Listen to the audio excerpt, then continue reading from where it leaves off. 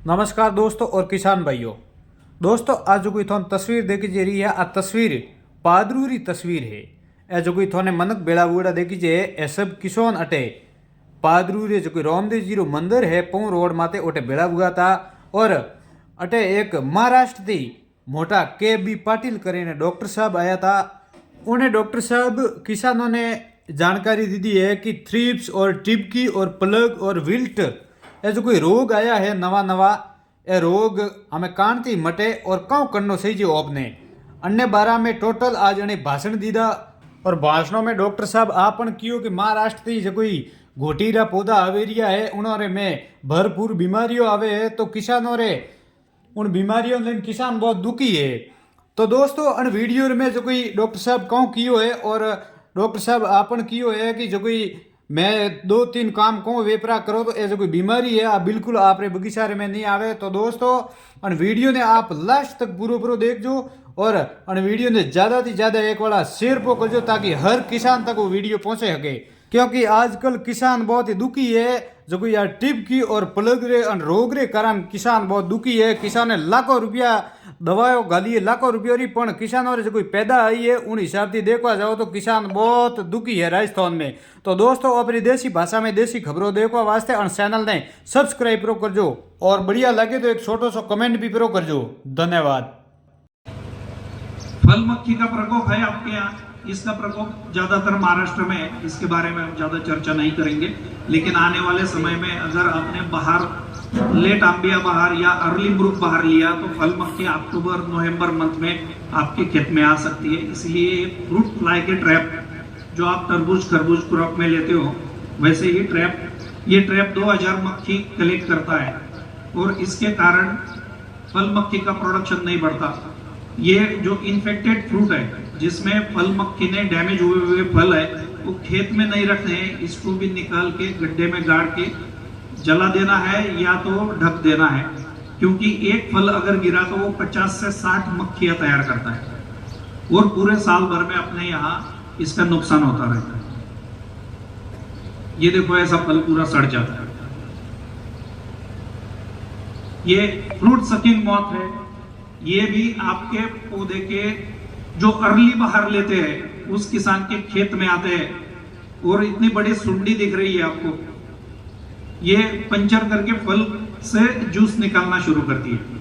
ये बहुत तेजी से हजारों की संख्या में खेत में आती है और नुकसान करती है। इसीलिए जो फल इन्फेक्टेड है इन फलों को आपको तोड़ना नहीं है, उसी के जगह पे रहने देना है, क्योंकि फिर बाद में इन फलों का स्मेल आने के बाद में इसी को वो डैमेज करती है। इसका नियंत्रण है, ये रात को जागती है और रात को ही खेत में अटैक करती है। ये बताने का विषय यही है कि आपके यहाँ भले ही इसका प्रकोप कम हो लेकिन आने वाले समय में इसका प्रकोप भी बढ़ रहा है। ये ज्यादातर संतरा मौसम्बी एरिया जहाँ पे है, जहाँ पे अनार लगा हुआ है वहां पे ये आता है। तीसरा है स्टेम बोरर, यानी आपको पौधे के तने के पास में भूसा गिरा हुआ दिखता है। किसी खेत में आपने दिखा है? आज देखो एक गांव में समझ लो कि 2000 एकड़ अनार लगा हुआ है, बराबर। तो ये कीटक कहां जाएगा? जंगल का कीटक है, पॉलीफेगस पेस्ट है। 5 महीने तक अंडे देने की क्षमता है इसकी और एक ही पौधे पे नहीं देती, अलग अलग पौधे पे देती है। यानी एक सीजन में एक कीटक की मादा 200 अंडे देती है 4 से 5 महीने तक, जुलाई अगस्त सितंबर अक्टूबर महीने तक। तो ये इतना प्रकोप करता है। देखो एक साल के पौधे को ही खा गया नीचे तक, यानी पौधा मरने की समस्या भी इस कीटक के कारण आती है। ये जल वाहिनी और रस वाहिनी दोनों को डैमेज कर देता है। ये ऐसा फंगस है कि पहले साल में बहुत कम मात्रा में दिखाई देता है। आपने देखा होगा पिछले साल में इसका प्रकोप आपके खेत में बहुत कम मात्रा में था।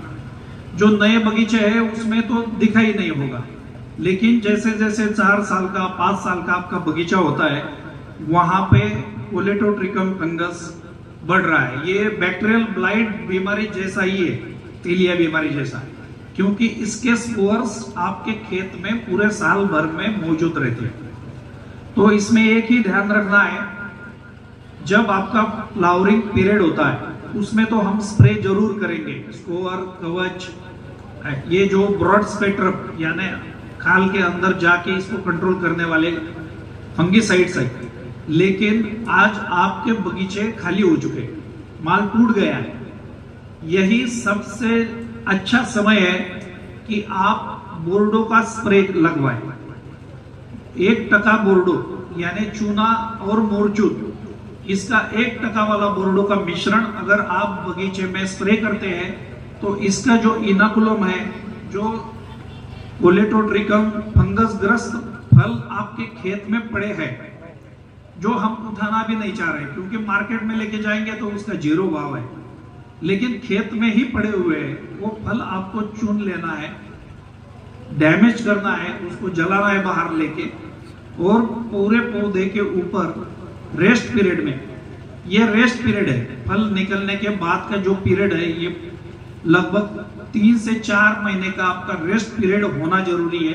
ये रेस्ट पीरियड में अगर हम बोर्डो के 3 स्प्रे अगर लगाते हैं तो आपको आने वाली जो फ्लावरिंग पीरियड रहेगा जुलाई और अगस्त का, उसमें इस समस्या का हल आपको मिल जाएगा।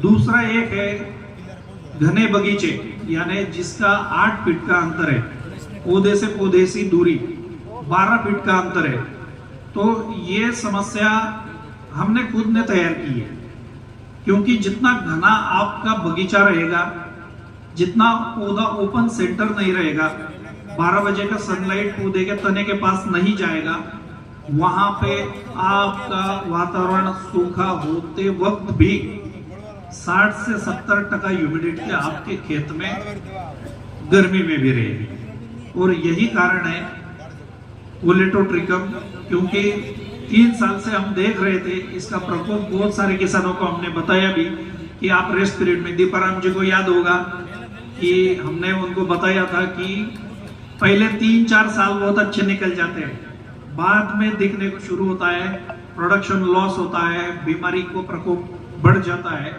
तो बोर्डो आपको इजी बोर्डो नहीं लेना है, आपको खुद तैयार किया हुआ बोर्डो का इस्तेमाल करना है, और इसकी विधि भी बहुत आसान है।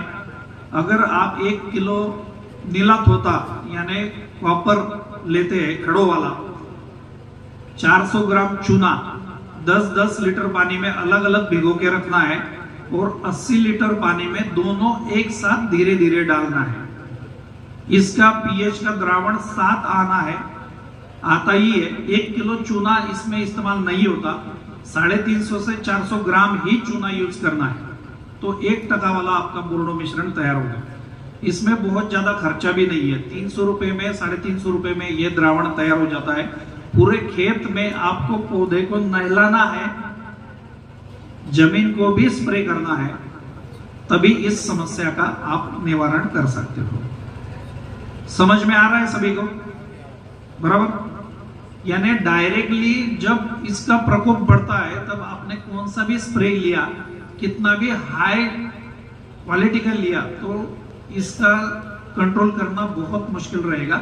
इसलिए दुश्मन छुपा हुआ है, रेस्ट में है, तब आप इस पे अटैक करके आपके बगीचे का रोग नियंत्रण में कर सकते हो। कोई भी फल पड़ोसी के बगीचे में रहे या गांव में रहे, वहां पे फेंकना नहीं है, वो अपने खेत में ही बाहर निकाल के जला देना है। ये देखिए, ये सारी प्रैक्टिसेस हम किसान को करने के लिए बोलते हैं। बैग बनाई हुई है, वो बैग लेगा, वो इन्फेक्टेड फ्रूट कलेक्ट करेगा, क्योंकि इसमें जो फंगस आपको दिख रहा है तो हम बोलते हैं कि सूख गया है, ये सूखा हुआ नहीं रहता है, जैसा बारिश गिरेगा वैसा एक्टिव होता है, क्योंकि ये ऊस पोर्स रहते हैं, 1 करोड़ों की संख्या में रहते हैं, और आपका पौधा दिन ब दिन घना होता जाता है। पौधा बड़ा हो गया या नहीं घना हो गया, तो वहां पे ये 60-70% ह्यूमिडिटी में इसका प्रकोप कई गुना बढ़ता है, पूरा फल अंदर से सड़ जाता है।